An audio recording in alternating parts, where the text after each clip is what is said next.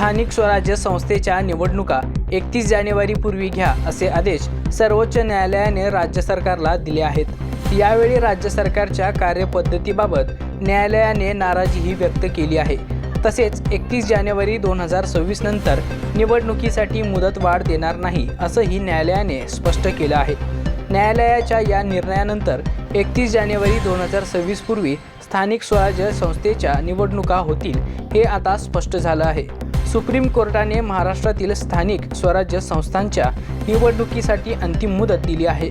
निवडणुका 31 जानेवारी 2026 पर्यंत घेण्याचा आदेश आता न्यायालयाने दिला आहे। राज्य निवडणूक आयोगाने निवडणुका पुढे ढकलण्याचा अर्ज केला होता। या अर्जावर आज सुनावणी पार पडली। यावेळी न्यायालयाने राज्य सरकार आणि निवडणूक आयोगाला वेळेत निवडणुका घेण्यास खडसावले।